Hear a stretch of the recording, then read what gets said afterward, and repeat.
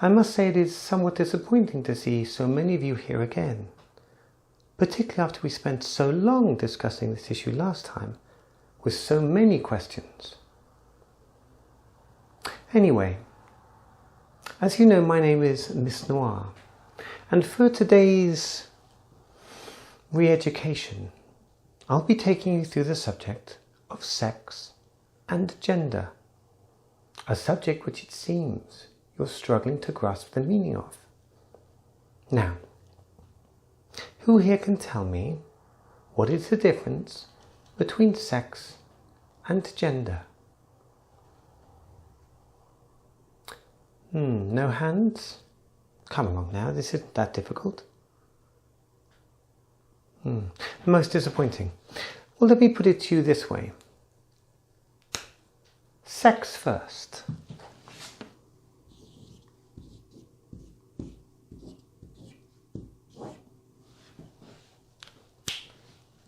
Most people will think of sex as being male or female, and for the vast majority of us, that is the case. Your sex, for most of us, was assigned to you at your birth by a doctor, and it was based purely on an examination of your genitals. When you were born, the doctor looked down, took a look at your genitals, and decided that you were either male or female, based on what they saw.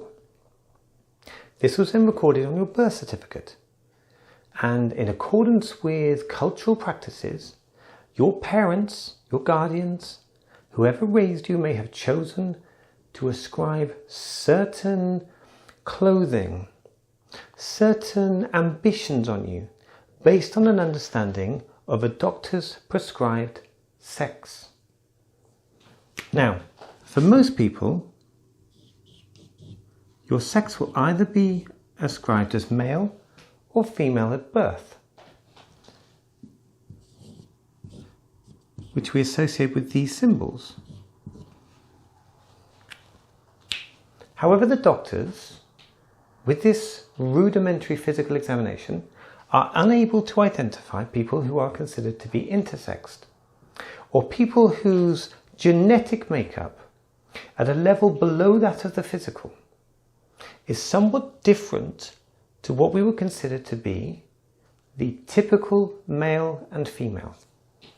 Now, in the case of men, we are talking about the well-known XY genetic makeup, and in the case of female, XX. Now, if you find yourself as an XY male identified at birth, congratulations. If you find yourself as an XX female as identified at birth, congratulations also. But there are plenty of people out there, and I won't list them all, who find themselves in different genetic makeups, or who find that as they develop, as they grow, as they mature, the physical characteristics of their body do not necessarily develop along this strict binary male and female attribute that was given to them at birth by a doctor. So there are people who are XY. There are many, many different genetic differences and variances from XY and XX as a standard male and female identification. And in terms of physical development, changes that happen as you mature can reveal that certain people are born with potentially both types of sexual organs, and as a result will find themselves fitting neatly into neither of these, but who will probably at birth have been ascribed to one or the other based on that examination by a doctor. I won't go into any particular detail about this and the ethics, and I won't go into at any detail the issues that such people will have in their growing up, but let's just be very clear that there are more than two sexes, but sex is what was given to you at your birth by a doctor. Now we come to the slightly more thorny issue of gender.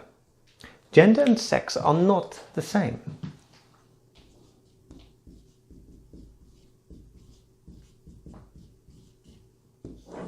Gender. Gender is a social construct. Gender is how society creates roles, attributes, behaviours, expectations to people based on their identified birth sex. How you choose to fit into society based on how you view your gender is entirely your decision. The existence of people such as myself, I consider myself to be identified as male at birth by a doctor, identified as male on my birth certificate, raised as male in a male gender social stereotype by my parents.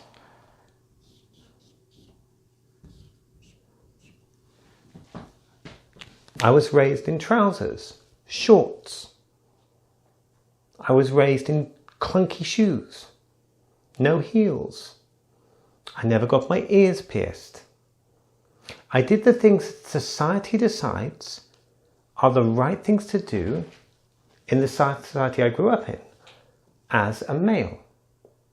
Now, as I grew and as I matured, I realised I also liked things that were typically ascribed to the female. I liked the idea of wearing earrings. I liked the idea of having long hair. I grew my hair when I was younger. I grew my hair to around about my shoulder length when I was in my late teens. I wanted to do things that were more feminine. Women shaved their legs. I decided to shave my legs. I didn't like body hair. I didn't fit into whatever you think of society. I didn't fit into the way society deems men should act and behave. Now, gender constructs are subject to change. How society views genders is different around the world, and it has been different throughout history. The roles of men and women, although somewhat normalized over the last few thousand years, there have been subtle and in some cases not so subtle variations. There have been matriarchal societies where the women hold the power. Typically, we are used to patriarchal societies where men have held the power. But there have been matriarchal societies as well. There have been societies where it is acceptable for men to wear skirts, something that in the society I grew up in was considered to be odd, to be unusual. And yet I stand before you today wearing a skirt, choosing today to express my gender as female, in contradiction to the ascribed sex given to me as a child by my doctor. And this is the key point. Gender is a social construct. It is how we ascribe roles to people based on their sex. And just as there are more sexes than purely male and female, there are more genders than male and female. There are those who believe that their mind is purely female, and yet they find themselves inside a male body. Those people may choose to undergo a complicated, difficult, emotionally draining, but ultimately rewarding transition to achieve the body type of female that matches their gender identity. Some people choose not to go that far. Some people, like myself, may live the majority of my life with a male ascribed gender, conforming to society's understanding and norms of what it is to be male, and yet will on occasion choose to express myself as femaly, as femininely as I'm able to do, despite my birth sex remaining male. Now, as an individual, I have never questioned the fact that my birth sex is male, but my gender identity, my gender expression, does not fit neatly into the societal norms of masculine. Now, there are also those who consider themselves to be between these two at all times, who consider themselves to be potentially agender, pangender, people who consider themselves as being across both norms at the same time, as not having an ascribed societal norm of gender, to live outside of this societal norm of male and female. But these are people who live and identify themselves in a world where the majority of people find themselves having been assigned male sex and their gender identity being male. People who are assigned a sex of female at birth, the majority of whom to this date identify their gender as female. These people are cisgendered. This is the cisgendered people who were born, identified by a doctor as having male or female sex, and their gender identity aligns to that. Those of us who find ourselves outside of this, who either find ourselves in a world of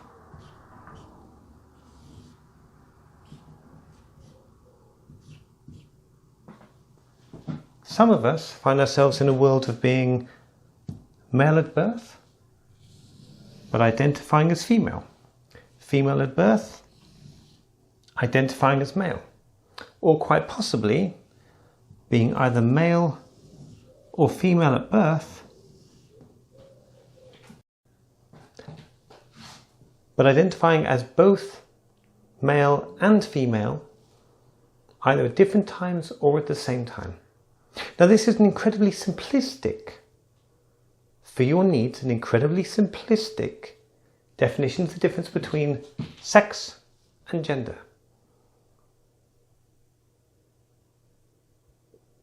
Now, I'm pleased to see that this might actually be starting to sink in.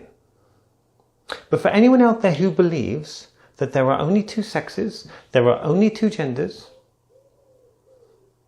you are demonstrably wrong. The existence of people who are intersex means that there are clearly people who are neither male nor female as we identify it as standard based on this crude binary outline.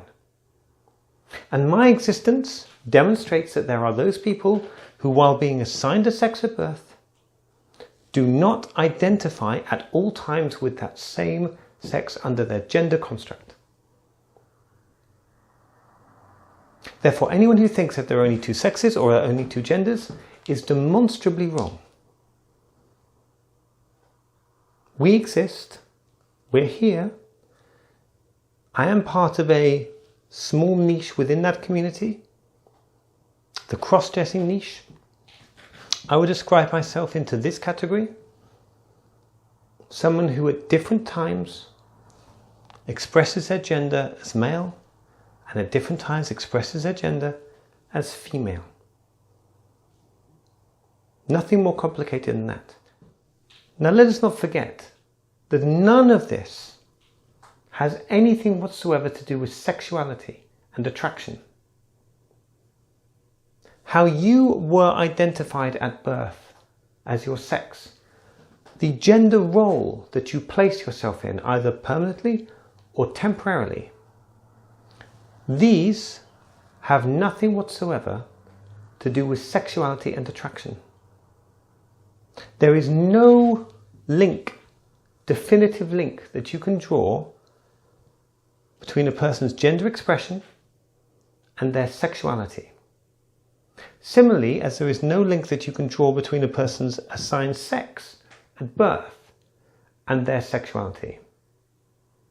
Straight people, as we consider them, are for the most part, identified in a sex at birth. They adopt a societal role of gender that is aligned with their identified sex, and they are attracted to members of the opposite gender. That's a straight person. If you find yourself outside of that for any reason, then you belong within the LGBTQ+ type community. But you might be in there purely on sexuality and not on anything to do with gender. So if we were to try to address this in general, the general point we're trying to make is that sex was assigned to you at birth. Gender is how you conform or how you identify yourself within the norms that are expected of your sex by your society. As you should now know, sex is something that is ascribed at birth. Gender is how you fit into a society's viewpoint of how those sexes behave. And it is perfectly possible to live outside of the two stereotypical definitions of male gender behavior and female gender behavior. Those of us like myself, and those who are in the wider trans community with me, but very different from myself, we are the living, breathing proof that sex and gender are not the same, and that gender is something that needs to come from the individual. It does not get given to you by someone else. It comes from you. So I trust that in future you'll be able to apply the lessons that you've learned here today and find ways in which to express yourself and to communicate with the world in a more positive and a more affirming way. There is no point denying what is demonstrably true. And as much as you might rail against the information that is coming at you, as much as you might talk about fake news, as much as you might believe that this is just a crazy modern construction that shouldn't have any effect on you, if you find yourself in a position, the fortunate position for you, of being cisgendered, then congratulations to you. But there's no need for you to feel any form of resentment, anger, fear towards those of us who do not find ourselves in that same position. We don't pose any threat to you. We simply wish to exist and to be and to live our lives with the same level of respect and the same level of human decency that you expect from your life. Anyway, thank you for your time today, and I don't expect to see you back in here again. Class dismissed.